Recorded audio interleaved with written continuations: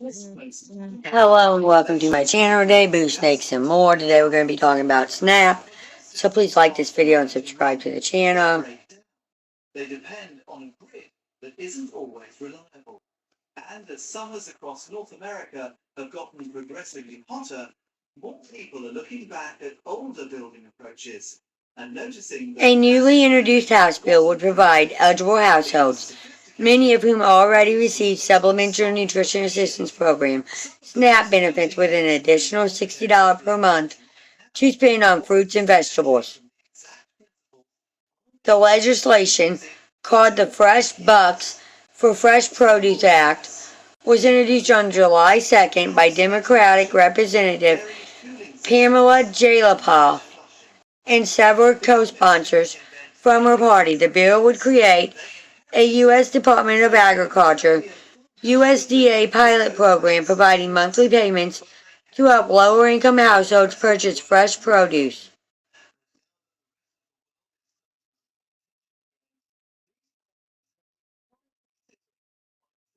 SNAP has recently sparked great division in Congress. Republicans and Democrats have sparred over the future size and scope of the food assistance program.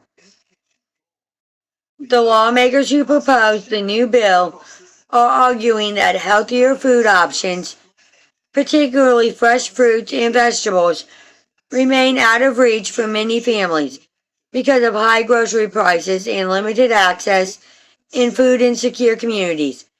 And the law could help rectify that with the extra money. What to know? The Fresh Bucks for Fresh Produce Act would establish a federal pilot program administered by the USDA. Under the proposal, eligible households would receive an additional $60 per month, specifically for purchasing qualifying fruits and vegetables. Why SNAP households would benefit because they qualify for the extra money. The bill is not limited to the program's recipients. Households earning 80% or less of their area's median income would be eligible to apply for the benefits, according to the bill text. That means families already enrolled in SNAP would automatically satisfy the income requirements. The legislation also directs states to create opt-in or auto-enrollment systems for SNAP households to minimize additional paperwork requirements. This bill doesn't rewrite SNAP. It piggybacks on SNAP to deliver a produce-only benefit and test whether targeted nutrition support works better than broader cash value food aid. Michael Ryan, finance expert and founder of MichaelRyanMoney.com, told Newsweek. The $60 monthly payment would be provided on a recurring basis and could be used only for qualifying produce purchases.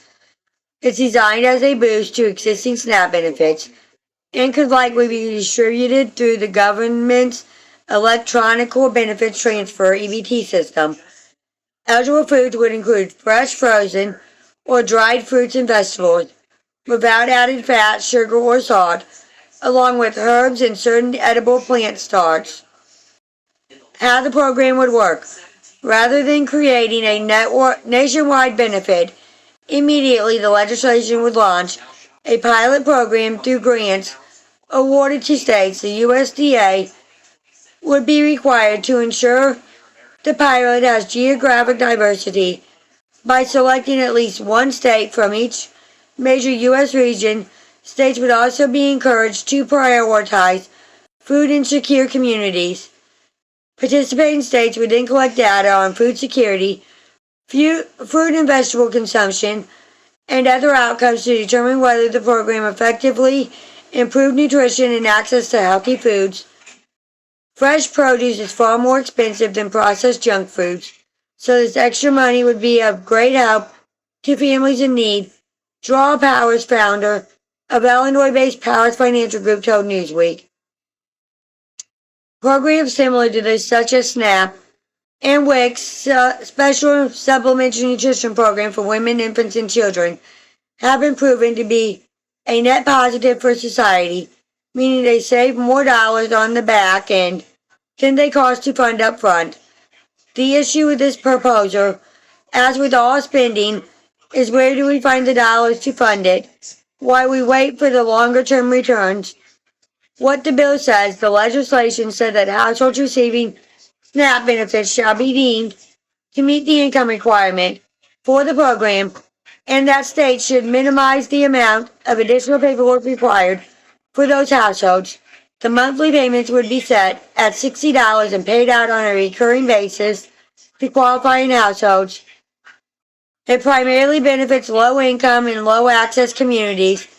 I don't think the financial impact would be significant, especially after recent SNAP cuts.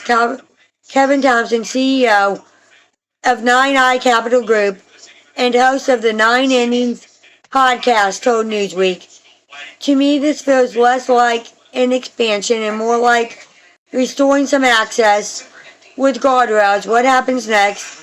The Fresh Bucks for Fresh Produce Act has been referred to the House Agriculture Committee for consideration. Even if approved by Congress, the proposal would establish a 5-year pilot program rather than a permanent food benefit. The USDA would then be required to report its initial results to Congress within 12 months of enactment and submit a final report after 5 years. Odds are modest," Ryan said. "Pilot programs are easier to sell than permanent entitlement expansions. But any bill that adds federal nutrition spending still hits budget hawks and the bigger SNAP row fight." Thank you for watching this video and peace out to the next one.